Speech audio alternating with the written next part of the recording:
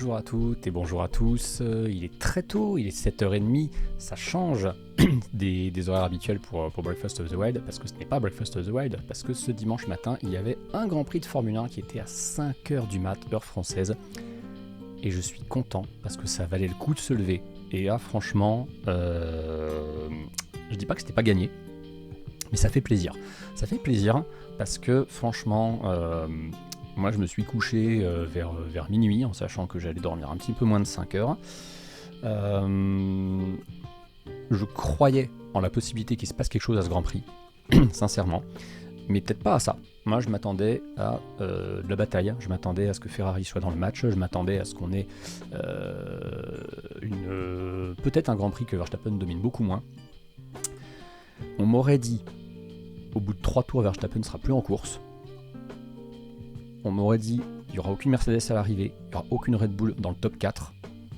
Il y aura les 2 As dans les points, il y aura Tsunoda dans les points. Je me serais dit, waouh, il s'est encore passé n'importe quoi à Melbourne. Et c'est ce qui s'est passé. Enfin, n'importe quoi, non, parce qu'en vérité, ça n'a pas été un Grand Prix non plus complètement dingue, mais ça a été, bon, de très loin le meilleur des 3 premiers Grands Prix de la saison, ça c'est indéniable. Le fait que Verstappen ait abandonné a joué, c'est vrai. Maintenant, je serais peut-être une des rares personnes à déplorer le fait que du coup, on n'aura pas vu de bagarre réelle sur la piste entre Red Bull et Ferrari dans une course où pour moi, il y avait peut-être quelque chose à faire. En attendant, on va faire un débrief qui est un petit peu timé parce que j'ai une matinale à commencer dans 1h20 de ça, mais on va, écoutez, la dernière fois le format avait duré un petit peu moins d'1 heure, donc ça devrait le faire a priori. En plus il y a un peu moins de monde, forcément, même si vous êtes quand même matinaux, il y a déjà une trentaine de personnes, merci beaucoup.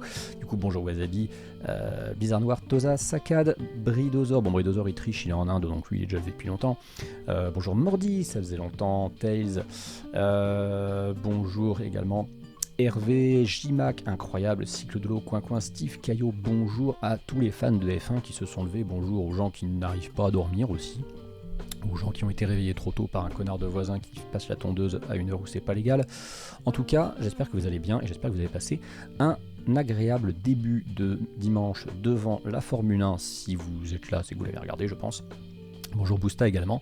Grand Prix de Formule 1 d'Australie remporté par Carlos Sainz devant Charles Leclerc et Lando Norris, et la première Red Bull n'est même pas celle de Max Verstappen, c'est celle de Sergio Pérez qui est en 5e position. On passe très rapidement le... Tiens, ça n'a pas marché. Ah si, c'est bon, ça a marché.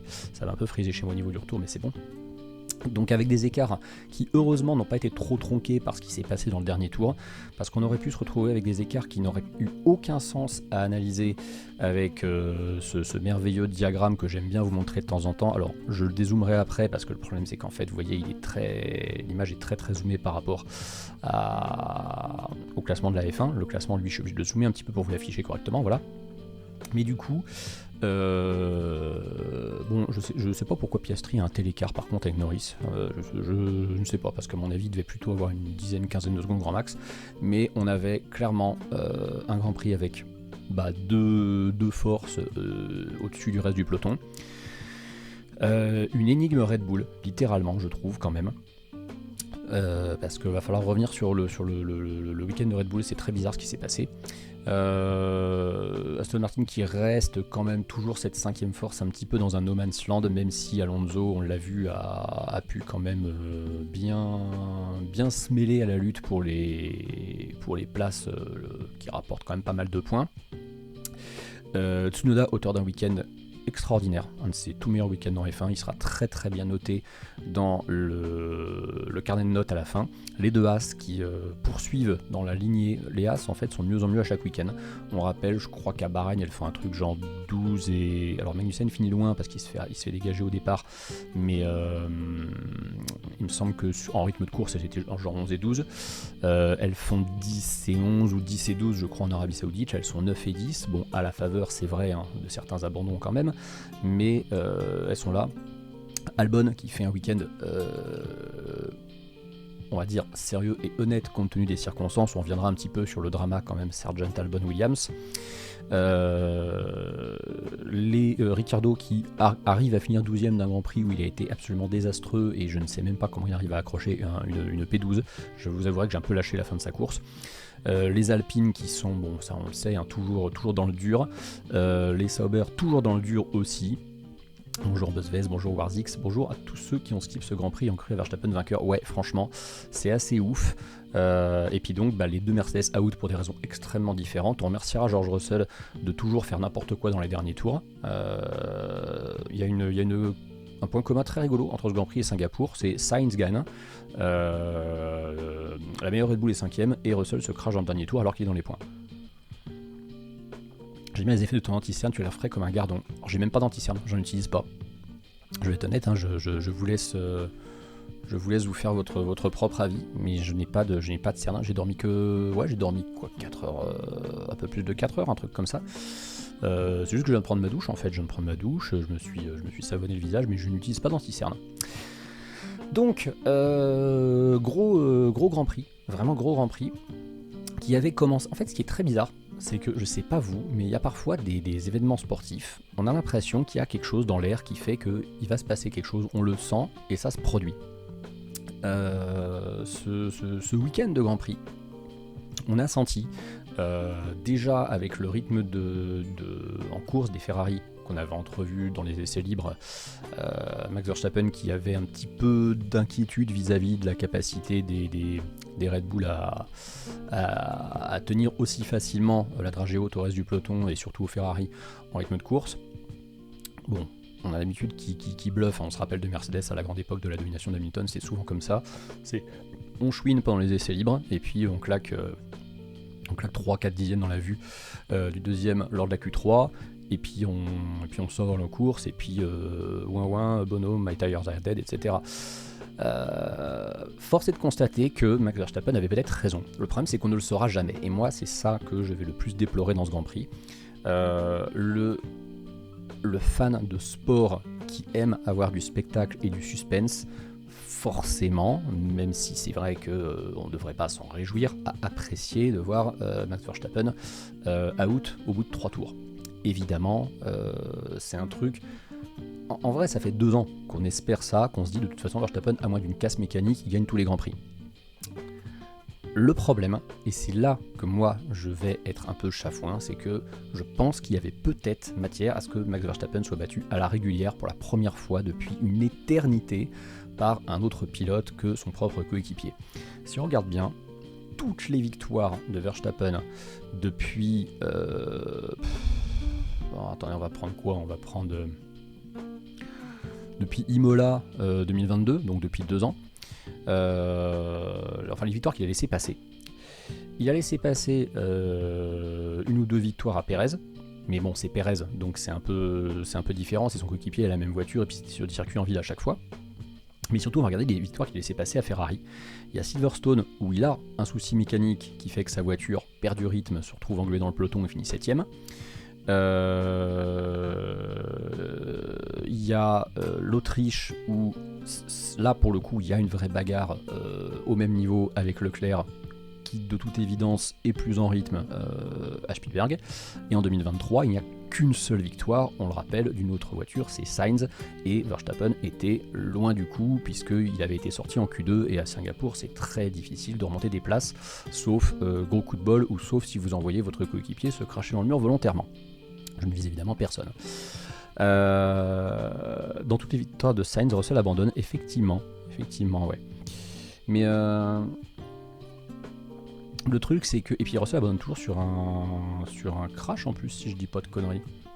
Parce que Russell, il abandonne le Grand Prix de Grande-Bretagne 2022, c'est le crash de Zhou Guanyu au départ, et Russell est dans le crash. Donc en fait, Russell, il abandonne soit au premier, soit au dernier tour, quand Sainz gagne. Super stat. Bref. Toujours dit-il que Verstappen, quand une Ferrari gagne, et quand Sainz gagne en fait, il a un souci. Il ne peut pas se mêler à la victoire.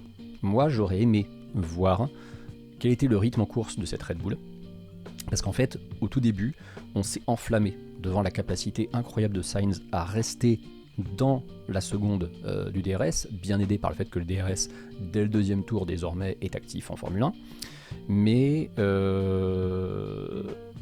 le problème c'est que c'est qu'un leurre, parce que Verstappen avait un problème de frein dès le départ, et s'il n'avait pas eu ce problème-là, est-ce que Sainz serait vraiment resté une seconde? On ne le sait pas.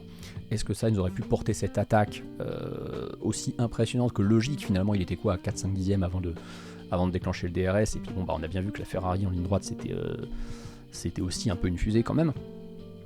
Et puis en plus, Verstappen était très mal ressorti, je crois, du virage 7.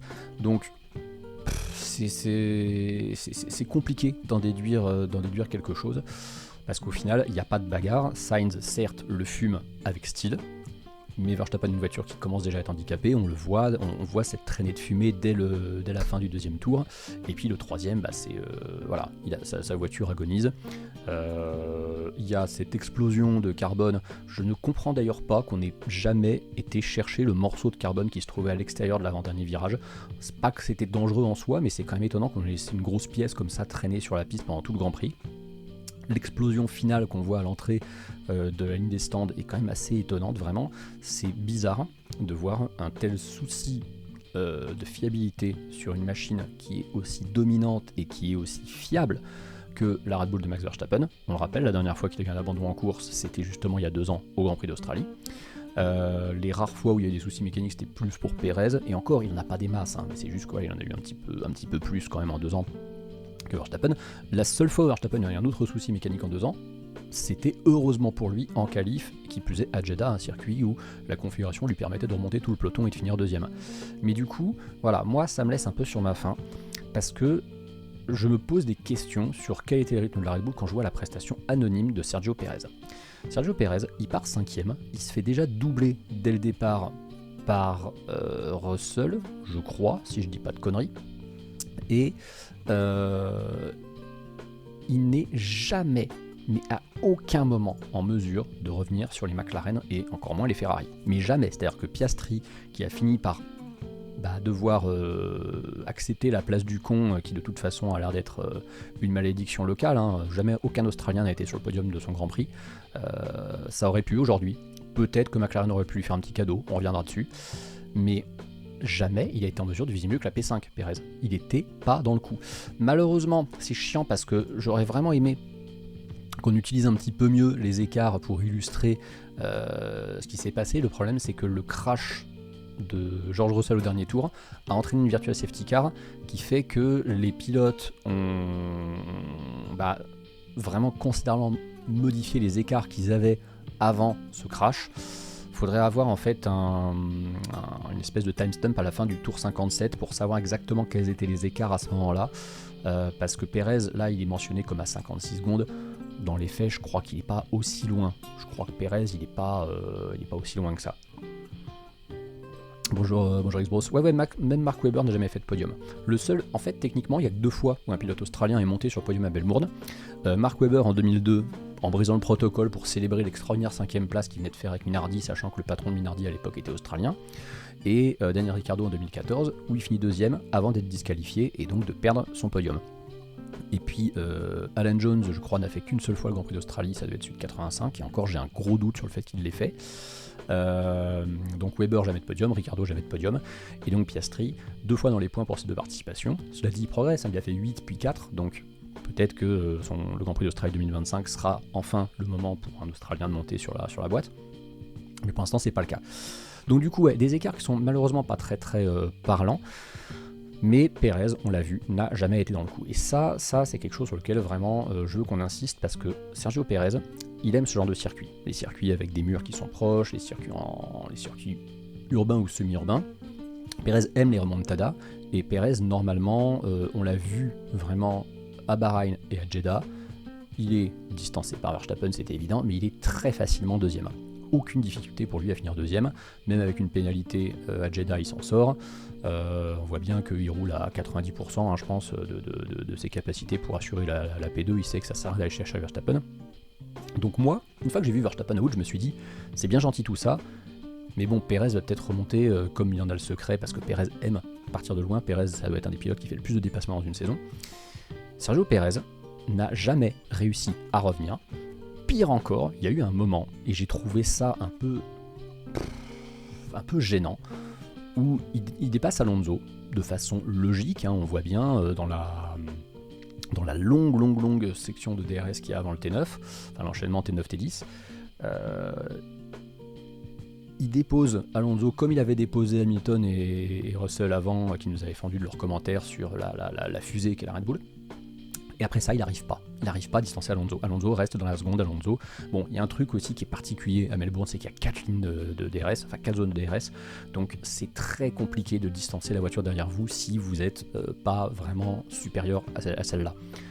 Parce qu'elle va constamment rester à moins d'une seconde, et l'enchaînement des zones DRS fait qu'elle va toujours osciller entre 6, 7 et 8, 9 dixièmes, et ça va être vraiment compliqué de la distancer. J'ai pris beaucoup de notes sur ce Grand Prix, je vous les montre, parce que pour une fois je me suis dit tiens je vais quand même noter des trucs. Je vais vous lister en pagaille un peu ce que j'ai écrit. Le super rim de Sainz, j'ai mis de dépassement musclé sur Verstappen, c'était avant en fait que Verstappen abandonne.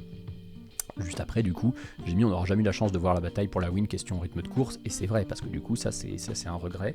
Il n'y a même pas eu de bataille finalement entre Sainz et Leclerc, ou entre Sainz et Norris, peu importe. Il n'y a pas eu de bataille. Sainz a été impérial, comme il l'avait été à Singapour. Carlos Sainz, je pense que c'est un pilote qui, quand tout va bien, il l'avait dit une fois, il avait dit si j'en ai envie, je peux être le meilleur du monde. J'ai trouvé ça extrêmement arrogant, déplacé et un peu inutile comme commentaire, mais force est de constater qu'il a raison. Enfin, pas tout à fait, je trouve qu'en fait, il n'a pas employé le bon terme. C'est quand il n'a pas d'emmerde, il est le meilleur du monde. Carlos Sainz, c'est un de ces mecs qui, effectivement, s'il avait une voiture dominante, type la Red Bull de ces dernières années, type la Mercedes de l'époque Hamilton, pourrait être champion du monde assez facilement, je pense, parce qu'il a une maîtrise quand il est en tête d'une course, c'est assez étonnant. On l'a vu à Silverstone, ce fameux Grand Prix où à l'époque je l'avais quand même pas mal critiqué parce que je trouvais qu'il méritait pas sa victoire. C'était vraiment un cadeau que l'avait fait Ferrari, sa pole était un miracle, sa victoire était très opportuniste parce qu'on avait décidé de sacrifier Leclerc à son profit, je n'ai jamais compris pourquoi. C'était pas une victoire incroyablement méritée, mais par contre, à chaque fois qu'il était en tête, il maîtrisait son sujet. Il y a eu des grands prix où il a été en tête avant que, on va dire des voitures bien plus fortes que lui ne le rattrapent. Je repense à Sochi en 2021 par exemple. Mais concrètement, quand il est seul en tête, Sainz il fait très bien le taf, il sait gérer son rythme de course, on l'a vu, c'est un pilote intelligent, c'est un fin tacticien.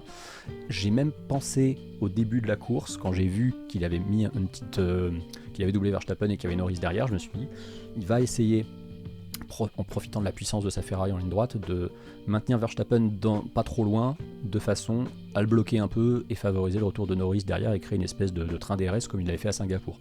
Un jeu très risqué, qu'il a finalement pas eu l'occasion de mettre à profit, mais un pilote très très très sûr, très bon dans la gestion de ses pneus. On a bien vu qu'il n'a pas commis d'erreur, on n'a pas eu de vrais problèmes de dégradation, à part à 2 tours de la fin, mais quand il avait déjà 6 secondes d'avance sur Leclerc, donc voilà. Et puis le crash de Russell, je pense qu'il a évité des sueurs froides, peut-être qu'en voyant Leclerc effectivement grignoter 2-3 secondes dans les 2 derniers tours, il aurait pu peut-être sous la pression faire une petite connerie, mais je pense qu'en vrai ça l'aurait fait.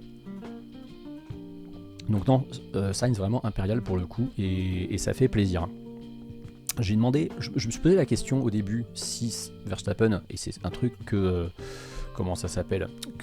Febro avait évoqué, ou Febro Montagny, je sais plus, est-ce que le problème de la Red Bull ne venait pas du fait qu'il avait dû suivre de très près Sainz, et qu'effectivement, en termes d'aération, la Red Bull, à cause de son concept aéro très particulier de cette année, c'est pas tout à fait ça. Bon, on a compris après coup que c'était pas ça, que le problème de frein, il était là dès le départ, et donc de toute façon, quoi qu'il arrive, la casse aurait eu lieu. J'avais évoqué, et je reviendrai dessus, alors je vous dis c'est vraiment pêle-mêle, c'est des annotations que j'ai faites comme ça, on verra sur quoi on s'attarde. J'avais mis au début que Gasly était incapable de doubler Hülkenberg en début de course parce que là c'était vraiment en forme, mais en vrai on a vu par la suite que là c'était vraiment en forme, qu'il y avait une petite bataille stratégique grâce au graining qui poussait les équipes à faire 2 arrêts. On a bien vu que le seul qui a tenté de faire qu'un seul arrêt c'est George Russell, finalement il s'est arrêté à 10 tours de la fin. J'ai pas compris pourquoi il a pas passé les softs, peut-être qu'il y avait plus de train de soft dispo chez Mercedes, je sais pas trop, mais en tout cas personne n'a été en mesure de faire qu'un seul arrêt à ce Grand Prix. Qu'est-ce que j'ai mis d'autre aussi, que Haas avait joué avaient très bien joué le coup lorsqu'ils avaient demandé justement à Magnussen de laisser passer Hülkenberg pour qu'il puisse aller chercher Albon au début, parce qu'Albon avait fait un très bon début de Grand Prix. Ça a payé. Haas, stratégiquement, sur ce début de saison, c'est très fort. Déjà, ils ont fait une voiture qui est la meilleure des autres, on va dire, en dehors de ce Big Five, un Big Five dont je commence vraiment à m'inquiéter de la position de Mercedes d'ailleurs. Mais ils sont clairement 6ème force du plateau. Ils ont été égalés au général par RB grâce au week-end incroyable de Tsunoda, et d'ailleurs en étant ex-aequo avec 4 points, vu que Tsunoda a une 8ème place qui est meilleure que la 9ème de Hulk, ça nous met quand même Racing Bull devant As au général, mais uniquement vraiment sur ce Grand Prix là. Non, vraiment pour le coup là c'était très très solide à ce niveau là. Je voulais faire un petit focus sur le week-end d'Alex Albon, le débat Albon, Sargent, tout ça, parce qu'il y a quand même vraiment pour le coup matière à en parler. Je sais pas vous ce que vous en avez pensé dans le chat, est-ce que vous avez trouvé que c'était ce qu'on appelle de la logique sportive, est-ce que vous trouvez que c'est injuste, est-ce que vous trouvez que c'est un petit peu un mélange des deux, ou alors est-ce que vous trouvez que c'est tout simplement normal? Le Grand Prix qu'Alex Albon a fait a prouvé, je pense, que Williams avait, on va dire, fait le bon choix. Je doute très très très fort que Sargent aurait été capable de produire une performance comme celle qu'Albon a produite à la fois en qualif, où je crois qu'il fait P12, et en piste, parce que vraiment très très beau Grand Prix d'Alex Albon, pas récompensé. Albon, en fait, il lui manque un truc incroyable, il lui manque la vitesse de pointe qu'avait la Williams ces 2 dernières saisons et qui en faisait une voiture impossible à doubler sur les circuits où il y avait peu d'appui. Et il a été justement pris au propre jeu de Williams par des Haas qui, elles, sont les nouvelles Williams à ce niveau-là. Je pense que les Haas ont vraiment matière à prendre de très très nombreux points sur tous les Grands Prix où il y a 1 ou 2 pilotes du Big Five qui disparaîtra, parce que franchement, elles sont toujours dans le coup, c'est assez impressionnant. Bonjour Pépé Necro. Donc voilà, très très très très beau Grand Prix d'Alex Albon. On reviendra un petit peu dessus de toute façon quand je ferai le bilan note par note. J'ai évoqué la consigne d'équipe chez McLaren, qui du coup sacrifie un petit peu le premier podium potentiel d'un Australien à la maison, parce que Piastri il est devant Norris à un moment et on demande explicitement à Piastri de laisser passer Norris. Le truc qu'on oublie un petit peu à ce moment-là, c'est que leur stratégie, c'est pas qu'elles sont décalées, c'est qu'en tout cas ils sont pas du tout, ils s'arrêtent pas du tout au même moment, et du coup Piastri, je crois, Norris se fait un peu undercut par Piastri. J'ai pas trop pigé pourquoi. C'était peut-être effectivement légitime de rendre la track position à Norris parce que Norris avait un meilleur rythme.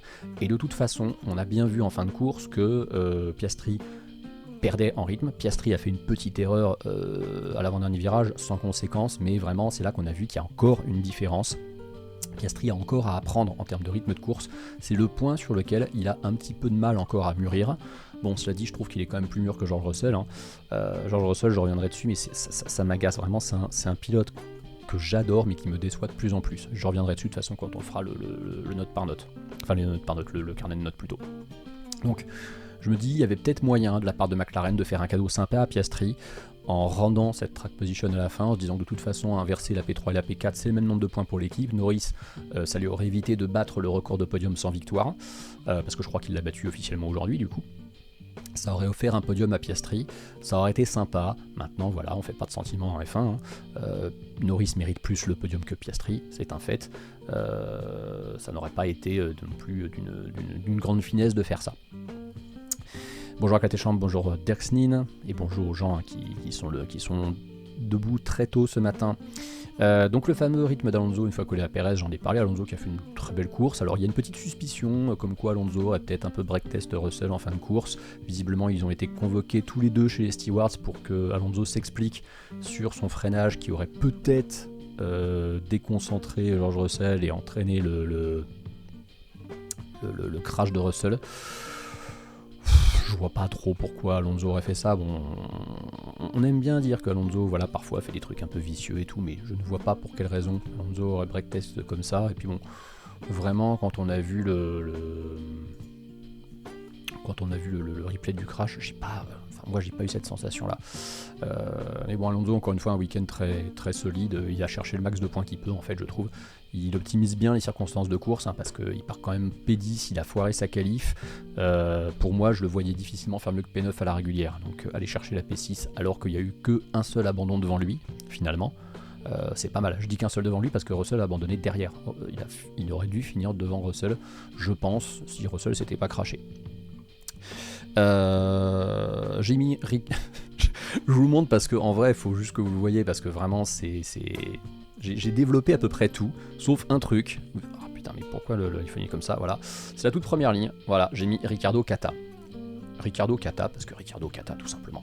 Ricciardo, c'est catastrophique. C'est catastrophique. Daniel Ricciardo, je me suis dit, il y a peut-être moyen qu'il soit motivé par la perspective de faire un beau Grand Prix à domicile pour cette saison où il aurait peut-être pu ne jamais être là. Oui, effectivement, bonne remarque de Warzix, j'ai oublié de le signaler dans mes notes, c'est qu'Alonso a très très probablement le meilleur coup stratégique de tout le Grand Prix, avec beaucoup de réussite, puisqu'il profite de la VSC très très courte suite à la panne de Lewis Hamilton pour effectivement s'arrêter. Alors qu'il est en tête en plus à ce moment-là, c'est assez marrant.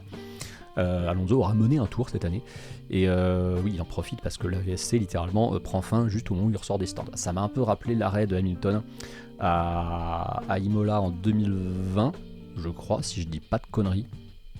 Ouais, c'est 2020, c'est ce fameux Grand Prix, je crois que c'est Ocon qui a une panne mécanique, il y a une VSC, Hamilton se jette dans les stands à ce moment-là, la VSC se termine au moment où Hamilton ressort, et à l'époque j'en avais marre parce qu'Hamilton avait une réussite, mais de chacal, vraiment, c'était insupportable, et je crois que j'ai rarement vu un moment qui synthétisait autant à quel point Hamilton avait de la chance.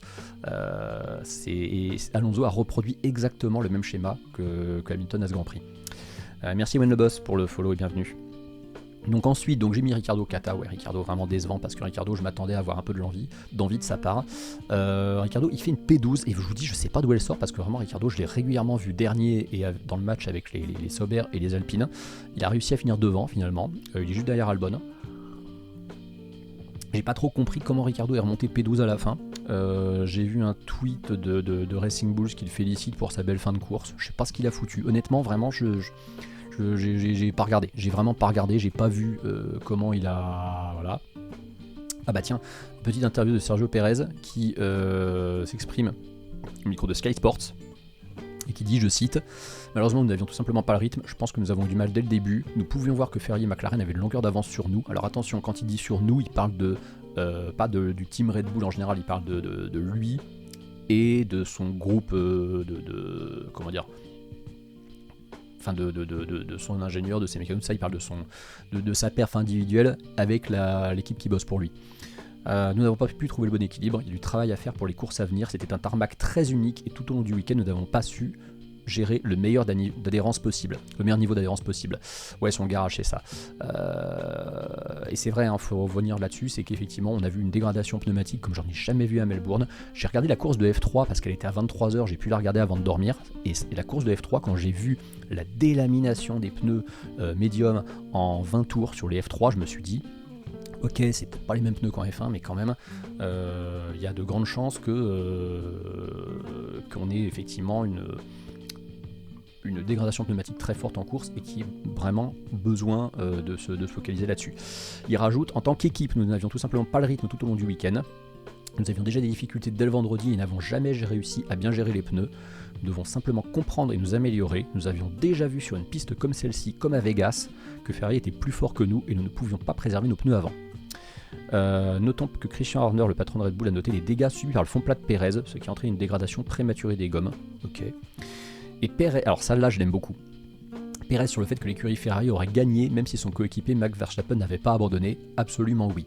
Alors ça c'est de la politique, vraiment, je crois, pour moi c'est du bullshit.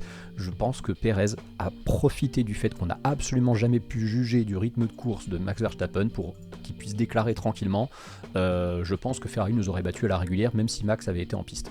C'est une façon de se dédouaner de sa mauvaise perf, je pense, et de toute façon ce qui est pratique c'est que on pourra jamais prouver qu'il a raison ou qu'il a tort, parce que Max Verstappen ne fait que 2 tours, on va dire, à un rythme normal, et encore j'ai l'impression que ses freins commencent déjà à lâcher dans le courant du deuxième, donc on n'a jamais pu voir quel rythme Verstappen avait sur ce Grand Prix, on ne pourra donc jamais savoir si vraiment il aurait été distancé à la régulière par Sainz et Leclerc et peut-être même les McLaren, on ne sait pas. Impossible de le savoir. Oui, effectivement, la gamme de pneus apportée par Pirelli à Melbourne cette année était plus tendre que celle de l'année dernière, tout à fait. Ensuite, j'ai mis donc la petite heure de Piastri, toujours un souci de rythme en course, encore un peu derrière Norris, ça on en a déjà parlé. Bottas, encore un pit stop loupé chez Sauber, c'est juste plus possible, comme l'a expliqué Julien Febvre. On a eu des pit stops loupés, on en a vu un qui avait duré 50 secondes, je crois, à Bahreïn. Il y a eu un problème avec Zhou Guanyu, je crois, aussi au stand à Jeddah. Apparemment, ils ont changé leur process de pit stop. Visiblement, ça n'a pas changé. Il y a toujours des problèmes. C'est chaud parce qu'ils sont déjà dans les choux.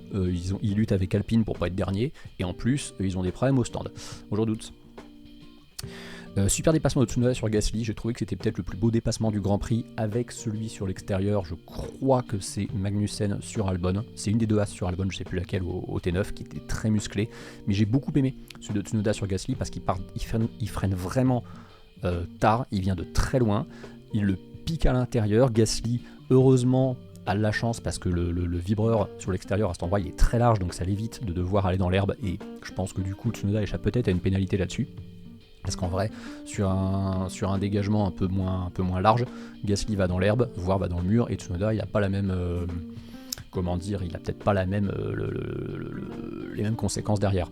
Mais je trouve que Tsunoda, après, il tente ce dépassement à un endroit où justement c'est safe, un endroit où il risque pas d'envoyer l'autre pilote dans les choux. J'aime beaucoup de toute façon ce nouveau, je crois que c'est le T12 maintenant, ce virage quasiment à angle droit qui a été remodelé justement dans la nouvelle configuration 2022. J'aime bien comment il est fait avec la plus courte, je crois, des portions de DRS du Grand Prix. C'est très très beau dépassement de Tsunoda à ce moment-là. Je trouve que c'est l'un des meilleurs dépassements du Grand Prix. Donc j'ai noté course pour la win pas si passionnante, j'ai mis c'est pas parce que Verstappen n'est pas là que c'est mieux. Je caricature un peu, mais je vous dis, je reste sur ma faim sur la bataille pour la victoire. On était juste content de se dire, on n'assiste pas à une procession de Max Verstappen, on n'assiste pas à une procession des Red Bull où Perez est deuxième et tranquille, mais au final, je suis désolé, on remplace les deux Ferrari par deux Red Bull. C'est pas un Grand Prix passionnant à ce niveau-là. Perez complètement capable de remonter sur les McLaren et les Ferrari.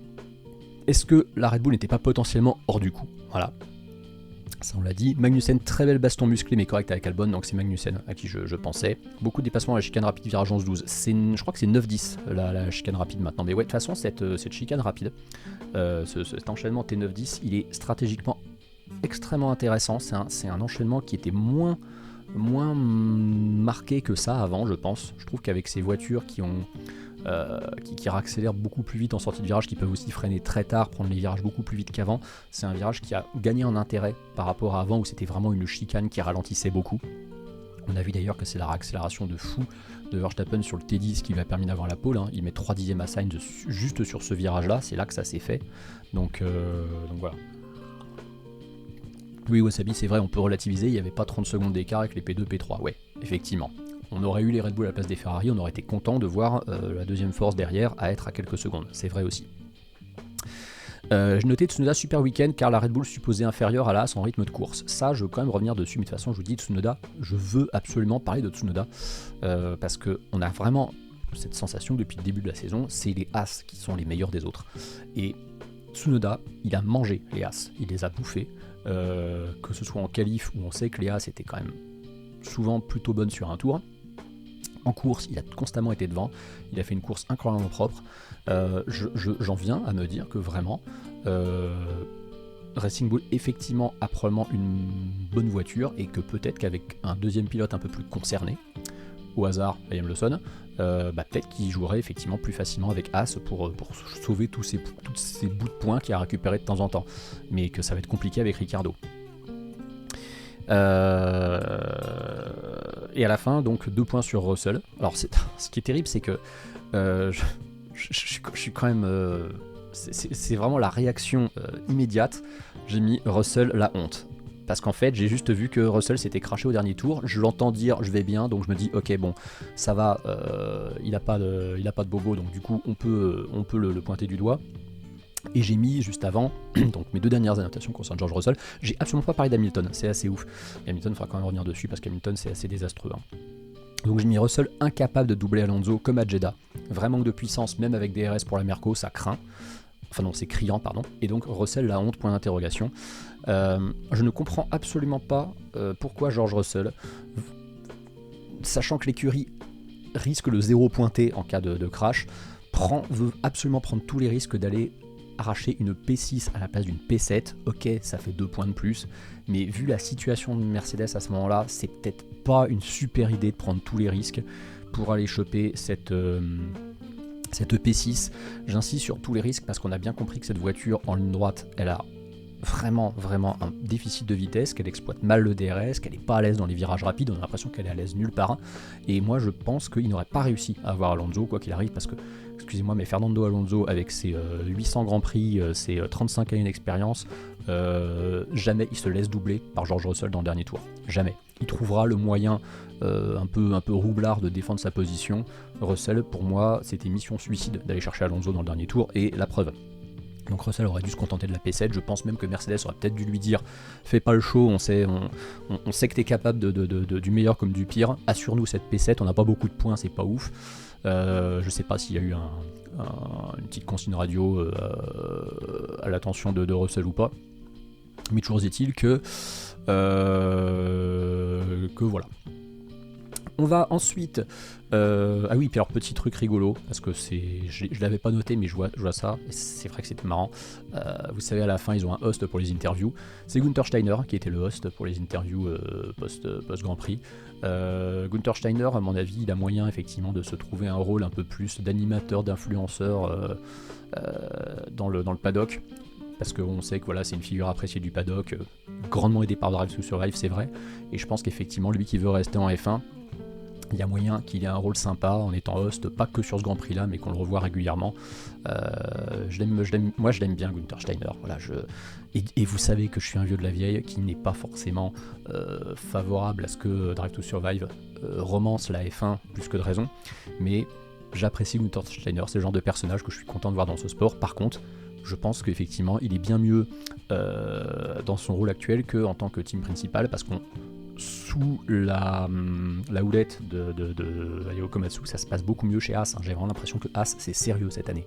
Alors si ça se trouve, ils vont encore s'effondrer au bout du premier tiers de la saison comme d'hab, mais pour l'instant, je trouve que Haas, ça fait le taf, ça bosse sérieusement, et je suis même surpris de voir que Kevin Magnussen n'est pas si pré-retraité que ça. Il y a 3 pilotes que j'envoyais à la retraite en début de saison, c'était Bottas, Ricciardo et Magnussen. Force est de constater que Magnussen, il a encore envie. Peut-être qu'on lui a dit que c'est pas gagné qu'il ait une place en 2025. Peut-être aussi qu'il a vu le souffle chaud dans sa nuque d'Oliver Berman, parce que Oliver Berman, évidemment, il ne sera pas chez Ferrari en 2025, c'est impossible. Mais par contre, il y a certainement une place à prendre chez Haas. Haas qui est entre guillemets vraiment avec des gros guillemets, l'équipe B de Ferrari. Et Oliver Berman, après avoir impressionné à Jeddah, il a peut-être une place à récupérer en F1 en 2025. Et Haas, c'est vraiment pour moi l'écurie toute trouvée pour lui. C'est là qu'il avait fait, je crois, ses premiers essais ses premiers tests en essai libre en fin d'année 2023. Il y a probablement une place à prendre. Et c'est vrai que comme Hulk a montré beaucoup plus que Magnussen en 2023, il y a moyen de se dire que s'il y a une place à prendre, c'est celle de Magnussen. Donc Magnussen montre qu'il a encore envie, montre qu'il lâchera pas sa place aussi facilement, et moi je suis content de voir ça, parce que moi j'attends toujours de voir Ricciardo ou Bottas montrer qu'ils ont envie de rester en F1. Magnussen, visiblement, il a envie de rester en F1, et s'il le montre comme ça, moi j'ai pas de problème parce qu'il reste en F1. Merci Datorayume pour le follow et bienvenue. Je propose qu'on passe à moins, parce que j'attends toujours de voir s'il y a, mais à mon avis on l'aura pas avant des heures et des heures. J'attends toujours de voir s'il y a une petite update sur l'histoire de Russell et Alonso, mais pour l'instant non. Petite dédicace aussi quand même, parce que c'est chouette je trouve de voir ça. La victoire Cocorico de Isaac Hadjar dans la course, dans la feature race en F2, sachant qu'il aurait pu faire le doublé, littéralement. D'ailleurs c'est marrant parce que les doublés en F2 en gagnant la course sprint et la feature race, c'est quand même assez rare. On en a eu techniquement 2 cette année, déjà en 3 Grands Prix, puisque Zach Meloni a gagné les 2 courses à Bahreïn. Isaac Hadjar a gagné les 2 à Melbourne, même s'il a pris une pénalité en course sprint. Bon, pénalité qui se comprend, en vrai on va pas... On pourrait refaire le débat longuement, j'ai écouté un petit peu quand ils ont parlé dans Pole Position hier sur Winamax TV. C'est vrai qu'il y a toujours ce problème des pénalités qu'on met en fonction plus des conséquences que des actes, mais bon, la pénalité n'est pas imméritée. Mais en attendant, voilà, la rédemption d'Isaac Hadjar aujourd'hui qui gagne. Juste avant le Grand Prix, donc moi je vous dis, je mets mon réveil à 4h50, sachant que le Grand Prix commence à 5h, c'est juste le temps d'émerger un peu. Je me dis, tiens, c'est vrai, il y a eu la F2, voyons voir le résultat de la F2, je vois que Hadjar a gagné. Je suis super content, et je me dis, et à ce moment-là, je me dis, allez, croisons les doigts, c'est peut-être la seule voiture Red Bull qu'on verra gagner un Grand Prix aujourd'hui. Et ben oui, et ben oui, du coup, c'est arrivé. Donc franchement, on m'aurait dit, il y a une seule voiture brandée Red Bull qui va gagner un Grand Prix ce week-end, et ce sera Isaac Hadjar. Alors là, franchement, j'aurais signé, mais des 2 pieds et 2 mains. Isaac Hadjar roule en Renault. Ah oui, d'accord, par rapport à Hadjar, oui. Oh là là, bon allez, on applaudit parce que c'est médiocre, donc c'est au niveau de la chaîne. Alors, je vous propose qu'on passe aux notations pilote par pilote, parce que je voulais regarder un peu, je vous dis, cette fameuse analyse très intéressante de l'écart des performances, mais malheureusement, la VSC a un petit peu cassé le délire, parce que autant Sainz, Leclerc, Norris, c'est assez révélateur, Piastri pour moi est un petit peu loin de la réalité, Pérez vraiment loin, et puis le reste, bon voilà, c'est pas extrêmement parlant, même si par contre il y a un truc que ça met en valeur, c'est à quel point on a deux pour moi écuries qui sont larguées, c'est Sauber et Alpine. Alpine on le savait, mais Sauber est vraiment largué, Sauber n'est pas dans le coup du tout. Ouais, Martins ça fait des belles remontadas, effectivement. Martins il a fait P7 hier je crois, il a fait combien aujourd'hui Martins? P8, ouais, effectivement, c'est bien parce qu'après son début de saison catastrophique, Hadjar et Martins ils ont une poisse sur les 2 premiers week-ends de F2, c'est incroyable. Hein. Donc ouais, Sauber, je pense que même sans les problèmes au stand, de toute façon, ils auraient été derrière Ricciardo à mon avis. Hein. Je pense que Sargent, s'il avait roulé, aurait peut-être été effectivement 13ème entre Ricciardo et Gasly, peut-être dans un no man's land un petit peu.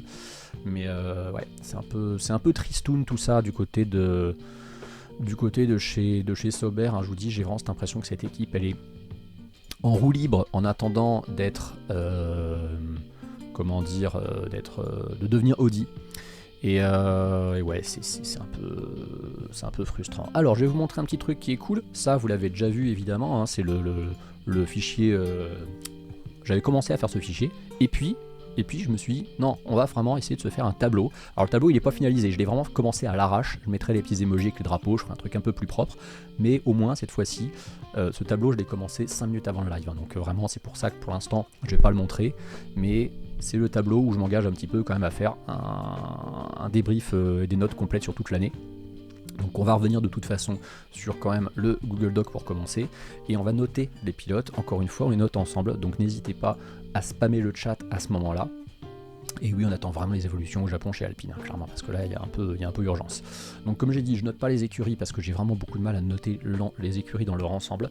Par contre, on va noter les pilotes, et donc on va commencer par un des cas les plus compliqués à noter ce week-end, c'est le cas de Max Verstappen. Parce que Max Verstappen, on pourrait presque ne pas le noter, parce que il a fait 3 tours. Je pense pas que la casse mécanique soit de sa faute. Visiblement, il y avait vraiment un problème d'emblée, et bon bah ça, il y pouvait pas grand chose. Par contre, on peut quand même revenir sur son week-end où il était pas super à l'aise en essai libre, de toute évidence. Il n'était pas très satisfait du comportement de sa Red Bull pour les essais libres. Il craignait Ferrari, et il nous sort par contre le tour magique en qualif qui fait de lui quand même une fois de plus le grand champion qu'il est. Et c'est d'autant plus étonnant que c'est pas un pilote de qualif Verstappen, on l'a bien vu, hein, il battra pour moi jamais le record de Paul Hamilton, parce qu'il a mis du temps déjà dans sa carrière avant de commencer à enchaîner les pôles, et puis même il les enchaîne pas tant que ça. On a bien vu dans une saison ultra dominante, il concède pratiquement la moitié des pôles sur la saison. Donc c'est pas un pilote de qualif Verstappen. Donc il nous fait une très belle qualif.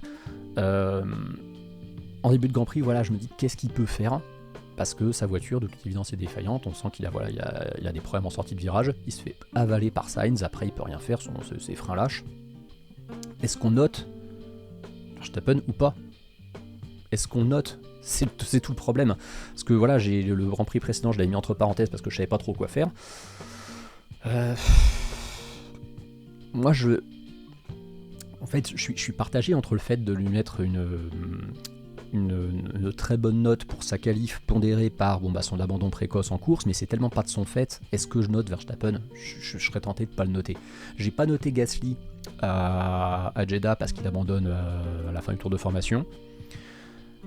Verstappen, Le problème, c'est que là, ça commence à faire beaucoup de raisons pour lesquelles je note pas. Autant à Bahreïn, bon voilà, j'avais décidé de lui mettre une note quasi parfaite. À Jeddah, pareil, mais en partant du principe que là, je commence à le mettre entre parenthèses parce que c'est comme s'il comptait pas. Là, bah, ouais, c'est compliqué. C'est vraiment compliqué. Je sais pas si je note Max Verstappen ou pas. Donc moi, en fait, je sais quoi, je pense que je vais pas le noter. Je vais pas noter Max Verstappen sur ce Grand Prix parce que abandon extrêmement prématuré et en même temps, les soucis techniques qu'il a, pour moi, il les a déjà probablement dès le premier tour. Ça commence dès le début du deuxième, donc même si son abandon a lieu à la fin du troisième / début du quatrième parce que le box Red Bull est tout au bout de la ligne des stands, je considère entre guillemets qu'il a presque pas pris part au Grand Prix. Il n'a pas eu d'incidence sur le Grand Prix finalement. Enfin, si, parce que tout le monde a peut-être été un peu plus motivé pour aller chercher une place de plus, mais ce que je veux dire, c'est que sa course ne compte pas vraiment. Il a une très belle peau, il a un très beau tour de qualif, mais voilà. Donc moi je pense qu'on va pas le noter. S'il avait effectivement, comme le dit Warzix, s'il avait fait un peu plus de tours, qu'il y avait eu de la bagarre, qu'on avait vu sa capacité à gérer peut-être une Red Bull un peu plus en difficulté que d'habitude, on aurait pu l'évaluer. Là pour moi on peut pas. Sergio Pérez par contre je vais mal le noter. Sergio Pérez, je vais lui mettre une note vraiment médiocre, compte tenu de la voiture qu'il a, compte tenu du fait que sa qualif elle est convenable, mais il prend une pénalité pour quelque chose qui est de sa faute. En course, il rate son départ, hein, on le notera, il est 7ème, je crois, après lors du premier, lorsque le classement est pris en compte pour la première fois. Donc Sergio Pérez, moi, j'hésite vraiment à lui mettre la moyenne. Je me dis, je lui mets 5, mais si je lui mets 5, c'est pas mieux. Hein. Je mets pas plus de 5 à Sergio Pérez. Parce que Sergio Pérez, il ne fait pas une course transcendante, il est anonyme, il a aucun rythme, il n'arrive pas à revenir sur des voitures qui sont supposées être moins bonnes que lui. Et en plus, c'est une question de mental. Il aurait pu se dire, waouh, Max c'est pas là, c'est ma chance d'aller gagner un Grand Prix cette saison. Et il ne saisit pas cette chance. Est-ce que c'est du fait que sa voiture n'avait pas de rythme? Je ne sais pas. Mais Pérez, dans ces circonstances-là, Pérez c'est un opportuniste. Hein. Pérez c'est le genre de pilote. Toutes les circonstances dans ce Grand Prix étaient réunies pour qu'il gagne. Et là, vraiment, il a fait du Pérez de milieu fin de saison quand il sait qu'il n'a plus rien à jouer et que de toute façon c'est foutu. Donc Pérez, je vais lui mettre 5, un peu par complaisance, mais ça mérite pas mieux. Lewis Hamilton va avoir une mauvaise note. Pas parce qu'il a abandonné tôt, parce que ça c'est pas de sa faute, c'est une casse mécanique. Mais Lewis Hamilton, j'ai vraiment l'impression qu'il n'est pas concerné. Je me dis un moment, mais est-ce qu'il va pas demander à être libéré de Mercedes avant la fin de la saison? Parce que on a l'impression qu'il n'y est plus, qu'il n'a pas envie. Il est quoi? Il est 7ème à Bahreïn et 9ème à Jeddah, je crois. Un truc comme ça. C'est faible, c'est très très faible. À Jeddah, on rappelle qu'il est à 36 millième de se faire sortir par un pilote qui n'avait jamais conduit de Ferrari de sa vie 24 heures avant. Donc je suis très très très inquiet pour Lewis Hamilton, j'ai l'impression qu'il n'en a plus rien à foutre. La Mercedes n'est pas bonne, c'est un fait, mais il se fait à nouveau manger par Russell, un peu comme en 2022. J'ai vraiment le sentiment qu'il en a rien à foutre. Et même si là la casse moteur n'est pas de son fait, il se fait éliminer en Q2. En fait, j'ai l'impression que Hamilton n'a plus envie de se battre pour donner le maximum qu'il peut avec cette voiture qui ne lui plaît pas. Et moi je trouve qu'en termes d'état d'esprit, c'est pas ouf de la part d'un pilote comme lui. Parce qu'on peut comprendre qu'il soit frustré avec l'expérience qu'il a, avec le palmarès qu'il a, avec les ambitions qu'il a. Mais j'ai l'impression que voilà, sa tête est déjà à Ferrari. Je pense qu'en plus, là, en abandonnant, il a regardé la course de Sainz. Et il doit se dire, j'ai quand même de la chance de lui prendre son baquet à ce mec-là. Parce que vraiment, pour le coup, Sainz ne mérite pas de se faire dégager de Ferrari comme c'est le cas. Donc Lewis Hamilton, je vais lui mettre... son début de course, c'est pareil. Il est sans relief, il n'y a rien de notable dedans, donc j'hésite entre un 2 et un 3. Non, je vais mettre 3 parce que 2 c'est vraiment pour les prestations catastrophiques et je pense qu'il y en a d'autres à noter sur ce Grand Prix, donc voilà. Mais non, c'est très très très très insuffisant. George Russell, ça aurait pu être un peu mieux, mais je vais lui enlever un point automatiquement pour son crash stupide du dernier tour. George Russell fait ce qu'il peut, il passe la course entière pratiquement à devoir assumer le fait d'avoir la seule Mercedes en piste. fait une course un peu à la Sergio Pérez, à cette différence près que lui, il a une voiture de merde. Voilà, une voiture qui n'a pas qui n'a pas de rythme, pas de puissance. En fait, ce qui est incroyable, c'est que cette voiture, elle a la chance d'être la 4e force du plateau parce que, mine de rien, il y a quand même deux très grands pilotes, il y a toute une équipe derrière avec quand même des gros acquis. Mais Mercedes, le downfall est terrible. Vraiment, c'est une écurie qui est méconnaissable cette année. Ça me rappelle la Mercedes dégueulasse du début 2022, mais peut-être en pire. Parce que là, j'ai l'impression qu'il n'y a pas d'espoir en fait. Il n'y a pas d'espoir parce qu'on a l'impression qu'ils se sont dit allez, on va enfin tout chambouler en termes d'aéro, et c'est peut-être encore pire qu'avant. Donc voilà, Mercedes très inquiet. Et donc Russell a fait ce qu'il pouvait. Russell, mine de rien, allait récupérer les points de la 7ème place. Moi, ce que je note quand même, c'est que Russell, une fois de plus, restait bloqué derrière Fernando Alonso, comme à Jeddah. George Russell, vraiment début de saison compliqué, pas autant qu'Hamilton, on rappelle, il fait 5ème à Bahreïn, 6ème en Arabie Saoudite, il allait faire 7ème, alors bon, ça descend légèrement dans la hiérarchie à chaque fois, mais du coup, c'est pas terrible. Donc, j'hésite à lui foutre. En fait, je pensais lui mettre un 5 comme à Perez, mais je pense que je vais lui mettre un 4 à cause du crash à la fin qui est de sa faute, qui est stupide. Pour moi, il ne va pas assurer les points. Et comme c'est pas la première fois qu'il se crache bêtement dans le dernier tour, à ce niveau-là, il faut le sanctionner. Charles Leclerc, écoutez, il rate sa qualif, alors qu'on sait que c'est un pilote de qualif extraordinaire. Bonjour Michaelios, ouais, j'ai vu la polémique Russell Alonso et justement je surveille un petit peu pour voir s'il n'y a pas une décision qui serait prise, parce que bon, après Alonso, vu l'écart faramineux qu'il a sur le reste, je sais plus ce que c'est exactement son écart à la fin de la course avec les pilotes qui sont derrière, je vais vérifier. Ah mais attendez, ils sont pas tous à un tour, il a quoi d'écart Alonso, il a 13 secondes d'avance sur Stroll, ouais, donc à moins qu'on lui mette une très grosse pénalité de temps ou qu'on décide de le disqualifier, mais je vois pas pourquoi, il gardera sa P6. Donc ouais. Donc Charles Leclerc, pour moi Charles Leclerc, son week-end est un peu décevant. Je vais quand même lui mettre un 8 parce que malgré tout il fait 2ème, il chope le meilleur tour en course, il fait un beau Grand Prix. Parce que mine de rien, il commence 4ème et il se qualifie 5ème, il finit 2ème. Donc voilà, on va pas non plus lui mettre une mauvaise note. Cependant, il n'a jamais été en mesure de lutter avec Sainz, alors que c'est supposé être lui le patron de l'équipe, c'est lui qui reste dans l'écurie la saison prochaine. Je me suis demandé à un moment, est-ce que Ferrari est capable de tenter la consigne d'équipe de gros bâtard, de faire gagner Leclerc pour que Leclerc soit en tête du championnat? Parce que si Leclerc gagnait ce Grand Prix, vu que c'était lui le plus régulier derrière de Red Bull depuis le début de la saison, figurez-vous qu'avec les 25 points de la victoire, il passait devant Max Verstappen. Bon, finalement, c'est pas le cas. Au général, Leclerc y est à 4 points de Verstappen. Il est passé 1 point devant Pérez grâce notamment au point du meilleur tour. Mais j'attendais un tout petit peu mieux. Alors cela dit, la suite logique des performances de Leclerc sur le début de saison, elle est très enthousiasmante parce qu'il fait 4-3-2. Avec en plus le meilleur tour lors des 2 derniers Grands Prix. Donc si on complète la suite logique, il gagne au Japon. Mais ouais, un tout petit peu déçu par Leclerc qui n'a pas été en mesure de lutter avec Sainz, qui a eu plus de mal à tenir ses pneus au début.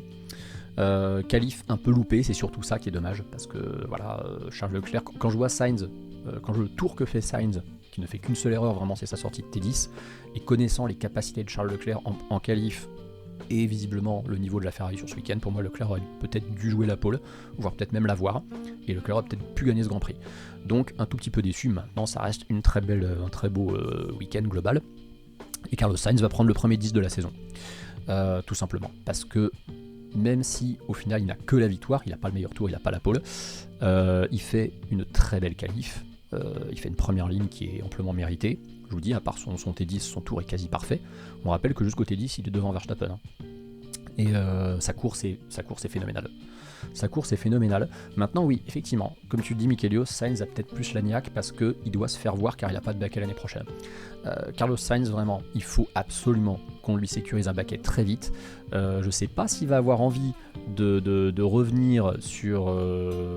d'aller chez Mercedes vu le niveau de Mercedes. Par contre, vraiment, si jamais... Parce qu'on ne sait toujours pas où ça en est, hein, la situation Christian Horner, Red Bull, Verstappen, tout ça.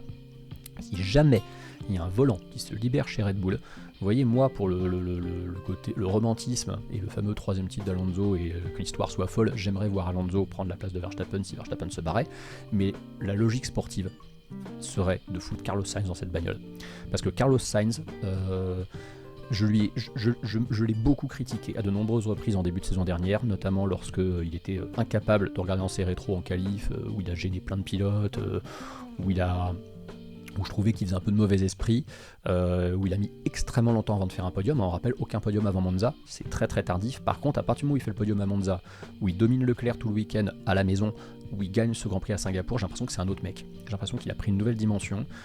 Pour moi, Ferrari, c'est triste, mais je vais pas dire qu'ils n'ont pas viré le bon, parce que bon, déjà ils l'ont pas viré, ils ont juste pas rempli son contrat, mais je me demande si Ferrari n'a pas fait une énorme erreur en récupérant Hamilton pour le glamour et pour le prestige, alors que si vraiment il s'apprête à avoir une Dream Team avec une voiture dominatrice, peut-être avec la nouvelle réglementation 2026, peut-être que le duo de pilotes actuel, c'est peut-être le meilleur duo de pilotes du plateau, et c'est dommage de se séparer de Carlos Sainz.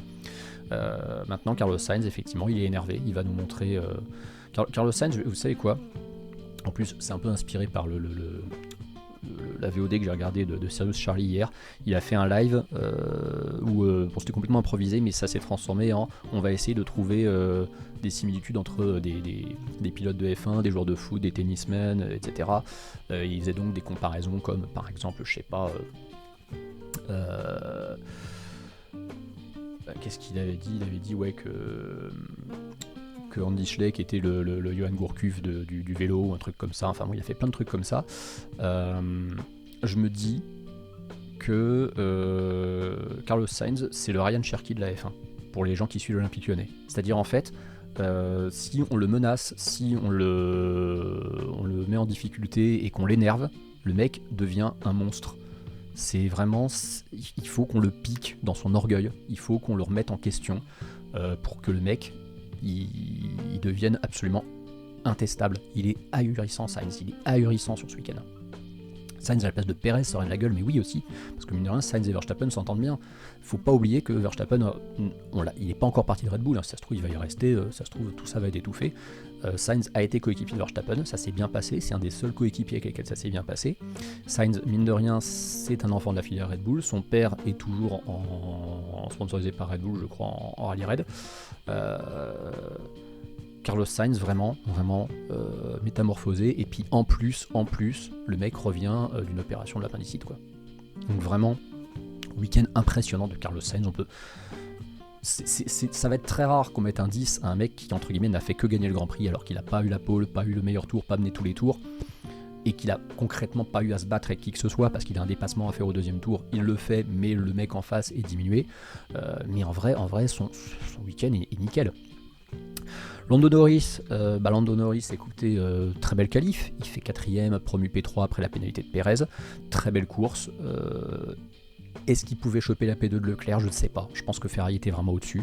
Norris, difficile pour lui de faire mieux, hein. Ce week-end il a régulièrement repris le meilleur tour de temps en temps, je vais lui mettre un bon 9 quand même, parce que vraiment Norris, très très très solide.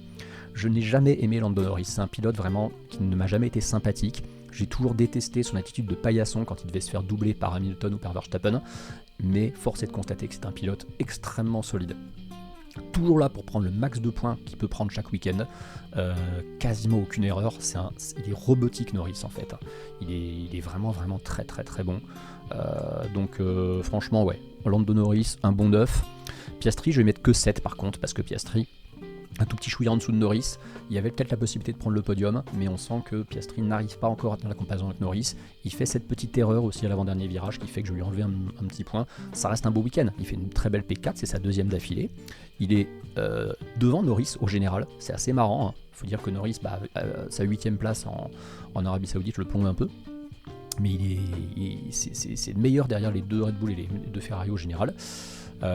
Pour l'instant, très beau début de saison de Piastri, mais voilà, des petits bémols quand même sur ce week-end australien. Bonjour Tapion, bonjour Arty Games. Oui, je commence plus tôt, je fais un débrief du Grand Prix de Formule 1 d'Australie qui avait lieu à 5h du mat ce matin. Je fais toujours un débrief des Grands Prix de F1 en live après qu'il se soit terminé, et là c'est l'occasion de le faire juste avant la matinale. Fernando Alonso,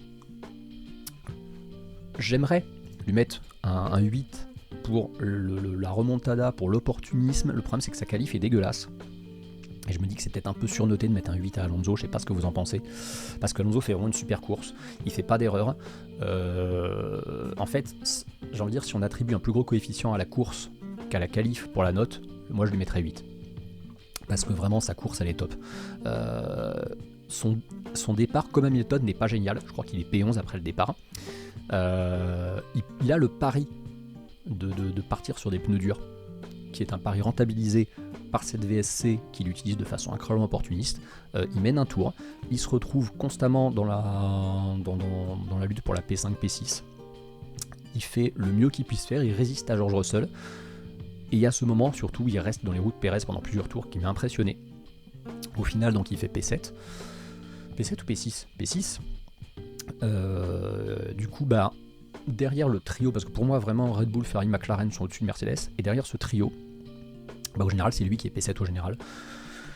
Donc en vrai, Alonso aussi, il mériterait quand même un bon 8, je pense. Vraiment pour l'ensemble de sa course qui est très très haut niveau, encore une fois. Lance Stroll, course sans histoire, vraiment, c'est le genre de Grand Prix où il aurait pu faire une connerie, et non, il a été très propre, il fait une P7 qui est le mieux qu'il pouvait faire, il ne s'est pas laissé du tout mettre en danger par des pilotes plus faibles que lui, donc en vrai, Stroll, on va le mettre 6, c'est honnête, voilà, il n'y a rien de transcendant, il se qualifie, il va en Q3 parce que sa voiture lui permet, il n'y a aucun génie et aucune connerie, 5 ce serait quand même un peu vache, donc on va mettre 6. Pierre Gasly, très beau début de course quand il est sur une stratégie décalée. La petite bataille avec la Haas de Hülkenberg était sympa à suivre. Il prend une pénalité un peu teubée pour cette fameuse ligne qui dépasse à la fin. Bon, ça change rien à son classement, donc on va pas trop le pénaliser pour ça. Mais peut-être son meilleur week-end depuis le début de la saison. En même temps, c'est pas difficile. Donc Pierre Gasly, je vais lui mettre 5 à Gasly. Parce qu'il peut pas vraiment faire mieux. Par contre, c'est Ocon qui se qualifie en Q2, si je dis pas de conneries. Gasly part loin. En fait, les deux pilotes alpines, ils ont des destins croisés. En fait, il y en a un qui fait une bonne qualif et pas une bonne course, et inversement. Donc, mais Gasly, je vous dis, on l'a un peu plus vu quand même dans la lutte. Il y a un moment, on a un peu naïvement cru que s'il faisait qu'un arrêt, il marquerait un point. Donc Gasly, on lui met un petit 5 d'encouragement, et on va mettre que 4 à Esteban Ocon. Mais est-ce qu'Esteban Ocon pouvait vraiment faire mieux ? Il a un problème de frein, il se retrouve, du coup, il a un arrêt au stand qui est un peu plus long. Mais bon, le problème c'est qu'il finit dernier, quoi. Donc on va mettre 4 à Ocon. Donc Sargent, évidemment, on va pas le noter chez Williams. Par contre, on va mettre une bonne note à Alex Albon. Parce qu'Alex Albon, je pars du principe que le choix de le prioriser vis-à-vis de Logan Sargent, c'est pas de sa faute. Lui, il y est pour rien. Je doute fortement que Albon, qui a l'air d'être un bon mec, ait mis la pression sur Williams en disant « je veux la voiture de Sargent ». À mon avis, on a dû dire aux deux pilotes « on va faire ça parce qu'Alex a plus de chances de nous ramener des points ». Albon a été mis sous pression comme rarement dans sa carrière. Parce qu'Albon, du fait de se retrouver après son crash, quasiment au même endroit que l'année dernière, en plus en course, à conduire la seule voiture qui est celle de son coéquipier, avec toutes les conséquences que peut avoir une erreur en piste ou un crash pour son image et pour la crédibilité de l'équipe, Albon, très solide sous la pression. Malheureusement, il fait que 12ème. C'est dommage qu'il n'arrache pas un point parce qu'il y avait vraiment matière à en prendre un, mais les Haas, c'était très compliqué à prendre pour lui. Les deux Haas combinent très bien ensemble, j'ai l'impression. En plus, c'est une des équipes qui a un des meilleurs team spirit, j'ai l'impression, de la grille cette année. Donc Alex Albon, je vais lui mettre le même Grand Prix, sans les circonstances cheloues, vaudrait un 6. Mais je vais lui mettre un 7 parce que pour moi, il est mis sous pression, il va chercher une belle P12 en qualif. Même si bon, une belle P12, tout est relatif parce que l'année dernière, Albon faisait souvent des Q3 et en vrai, P12 c'est pas génial, mais la Williams est moins capable de coups d'éclat en qualif que l'année dernière et on a bien vu que le top 10 est quasiment imprenable cette année. Donc du coup, moi je lui mets 7. Je lui mets 7 à Alex Albon, même s'il fait que 12ème, 2 fois d'ailleurs, même s'il ne maximise pas du coup les abandons qu'il y a devant lui, parce qu'en vrai il part 12ème avec 3 abandons devant lui, il devrait être 9, mais les Haas sont plus fortes que lui. Il se bat bien avec, et surtout, il fait tout le week-end la partie qui compte, c'est-à-dire la qualif et la course, avec une épée de Damoclès au-dessus de la tête. Donc vraiment, et il y a un moment en plus, il y a une passe d'armes phénoménale avec Magnussen, où vraiment pour le coup il prend des risques, Et voilà, Alex Albon, j'ai envie de le récompenser en tenant compte du contexte. Yuki Tsunoda va avoir un 8, que j'estime amplement mérité, parce que Yuki Tsunoda, en fait, 8 c'est simple, c'est ça. Alors c'est pas sa position sur la grille, je crois pas qu'il se qualifie 8ème quand même. Par contre il se qualifie il est en Q3, Tsunoda c'est sûr, mais il se qualifie combien? Si, il se qualifie 8ème, il se qualifie devant les deux Aston et Hamilton. Mais bon, Hamilton n'était plus dans le coup, mais surtout il est devant les deux Aston en Q3. Donc Tsunoda mérite amplement un 8 pour moi. Donc 8 comme sa qualif, comme son résultat. Très très beau dépassement sur Gasly, même si ce n'est que Gasly, mais franchement, voilà. Yuki Tsunoda, je suis de plus en plus satisfait de voir que chez AlphaTauri, on le garde. Est-ce que Honda met la pression? J'en sais rien, mais qu'en tout cas, il a brisé le cycle des on fait que 3 ans, et après, soit on est promu chez Red Bull, soit on dégage. Yuki Tsunoda, plus le temps passe, même s'il a encore besoin de s'assagir un petit peu sur certains trucs, on a vu le coup de nerf un peu teubé sur Ricciardo dans le tour de décélération à Bahreïn, c'est un pilote qui je trouve a mûri en course, qui est c'est vraiment, je trouve que c'est un des meilleurs pilotes japonais qu'il y a eu en Formule 1.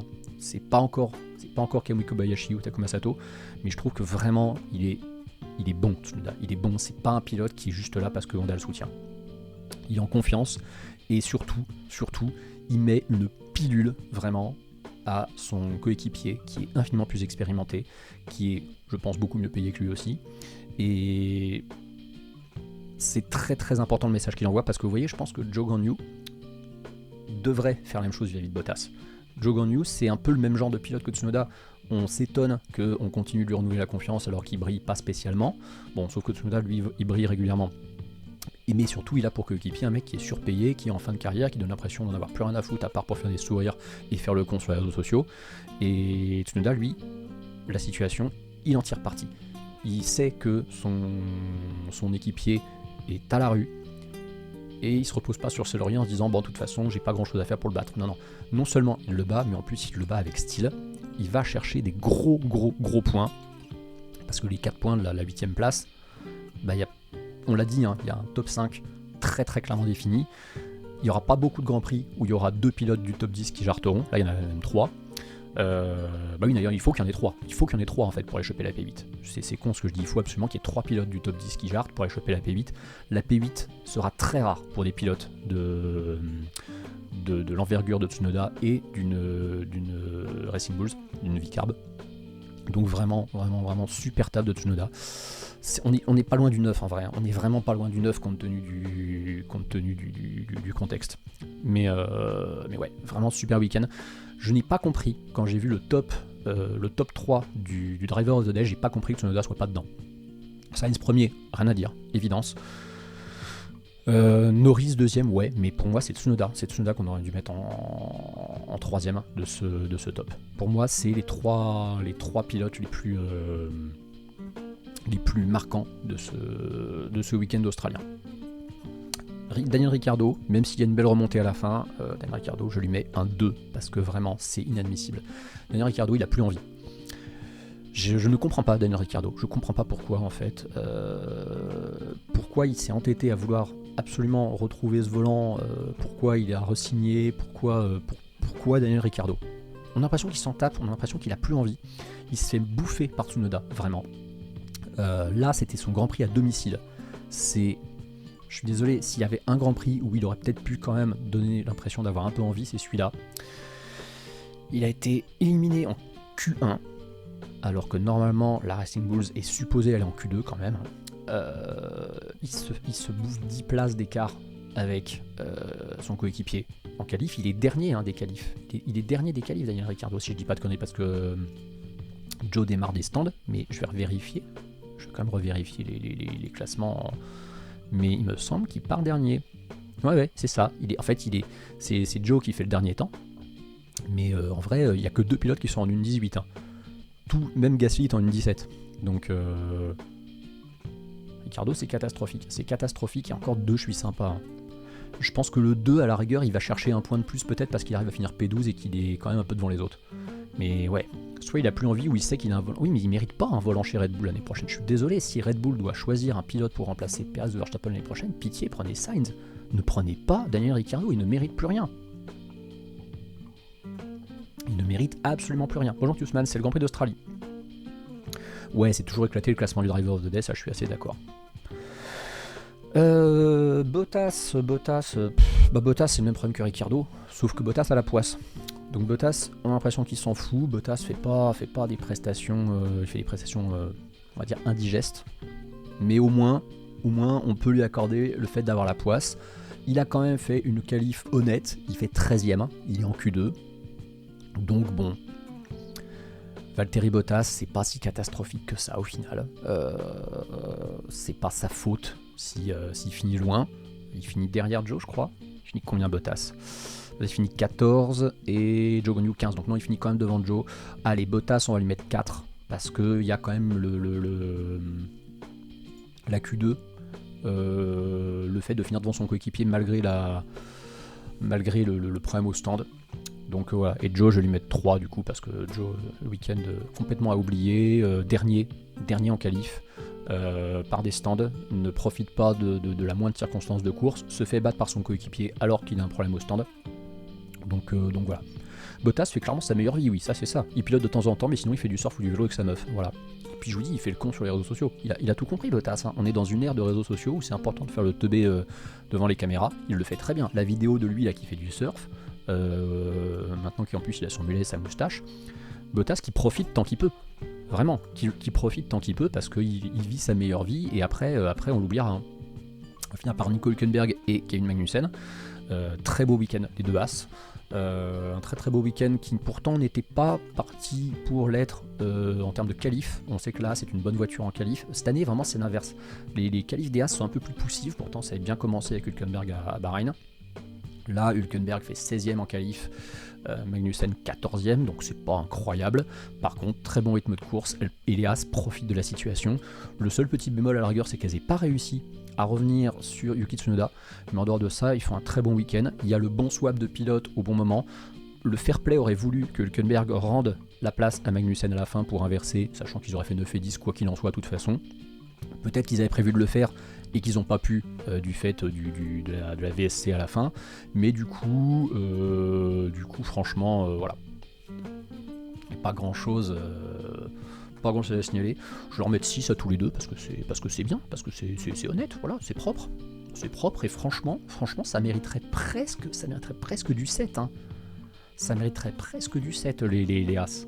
Je sais pas si vous mettriez 7 par contre je mets la même note aux deux pilotes, hein, je préviens, il n'y en a pas un qui mérite plus que l'autre. Est-ce que vous mettriez un 7 aux deux As pour vraiment l'encouragement? En vrai moi je me rends compte que c'est pas cher payé de leur mettre 6 hein. Ouais, vous savez quoi, je vais leur mettre 7. Allez, je vais leur mettre 7 à toutes les deux. Hop. Ouais, c'est sympa. Les Finlandais en F1, qu'en pense Mika Hakkinen? Mika Hakkinen, il est toujours pas sorti de sa retraite, il a toujours pas revenu de son année sabbatique. Hein. Il va finir par revenir. Et le Grand Prix, on va lui mettre un 7 aussi.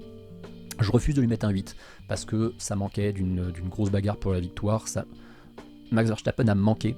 C'est bizarre de le dire, mais vraiment, on aurait pu voir Max Verstappen en difficulté avec ses pneus, devoir lutter en termes de rythme de course. Il y aurait eu ça, il y aurait une bagarre avec Verstappen, je pense qu'il y aurait eu 8. Et je mets pas plus parce que finalement, il n'y a pas tant d'abandon que ça, il n'y a pas tant de rebondissements, il y a juste 2 VSC. Mais ça reste de très très loin le meilleur Grand Prix depuis le début de saison. Des Grands Prix comme ça, c'est ce qu'on veut quand même tous les week-ends. Hein. Moi, tous les Grands Prix sont comme ça, moi je suis très content. Je veux juste un petit peu plus de bagarre. Que j'aimerais voir Red Bull se battre avec les autres à la régulière, c'est-à-dire ne pas les voir dominer, les voir parfois perdre des grands prix sur la piste parce que les autres ont réussi à les dépasser, être meilleurs stratégiquement. Et là aujourd'hui, encore une fois, ils ont perdu parce que soucis mécaniques. C'est chiant, Red Bull ne perd que sur des soucis mécaniques, ou alors sur des circonstances de course qui leur permettent pas de lutter. Ce qui est moyen de regarder la F1 sur leur canal, ouais, il y a F1 TV. Donc voilà, ces notes je les transposerai sur le doc que je vous ai montré après, là, celui-là, je le ferai ultérieurement. Hein. Mais du coup, voilà ce qu'il y a à retenir de ce Grand Prix d'Australie. On va regarder quand même le classement. Oh si, on va regarder le classement général quand même. Attendez, où est-ce qu'il est? Il est là. On va juste regarder le classement général du championnat. Faut voir que donc Verstappen aurait pu perdre le leadership si Leclerc avait gagné. Leclerc passe quand même devant Pérez. Sainz, vraiment gros regret qu'il n'ait pas roulé à Jeddah, hein, parce que franchement Sainz il pourrait être en tête du championnat. Parce que Sainz aurait probablement fait une P3 ou une P4 et il serait de toute façon devant Verstappen. Bon, ça nous aurait privé du conte de fées Oliver Verman et ça aurait vraiment été dommage. Lewis Hamilton qui a juste un point de plus que Lance Stroll, ça fait mal quand même, hein. Vraiment le début de saison d'Hamilton c'est cata. Russell c'est pas beaucoup mieux. Alonso vraiment meilleur des autres, mais les autres là pour l'instant c'est, je vous dis, pour moi il y a un top 3 plus qu'un top 5 hein, sur la hiérarchie. Vraiment Mercedes est derrière McLaren, c'est évident. Je pense qu'on a trop considéré Mercedes comme faisant partie d'un match pour la deuxième place. McLaren est déjà dedans.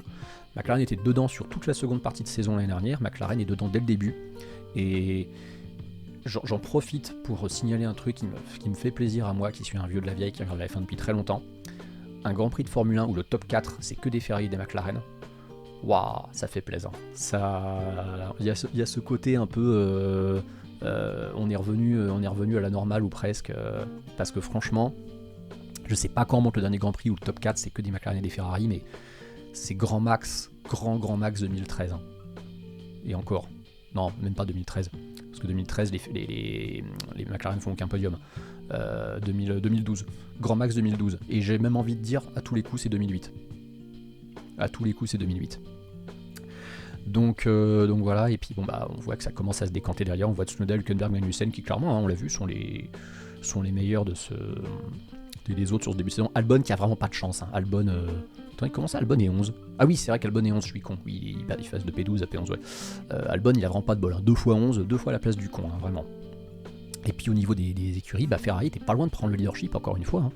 Ferrari était vraiment pas loin de prendre la tête au classement général, au classement des écuries. McLaren met une énorme distance à, non pas Mercedes, mais Aston Martin. C'est-à-dire que Mercedes, à cause de son double abandon, voilà ce que coûte le crash stupide de Russell. Mercedes est 5ème. Évidemment, ils repasseront devant Aston, ça me paraît évident, mais Mercedes a complètement loupé son week-end et il se retrouve, voilà. On paraît que Berman reste devant Bottas en nombre de points à la fin de la saison. Moi je vais prendre un pari pire que ça. Pour moi, Berman reste devant Bottas et Ricciardo. Additionné. Allez, moi je prends le pari. Ricciardo plus Bottas à la fin de la saison, ça n'atteint pas les 6 points de Lieberman. Je prends un gros pari, mais je le tente.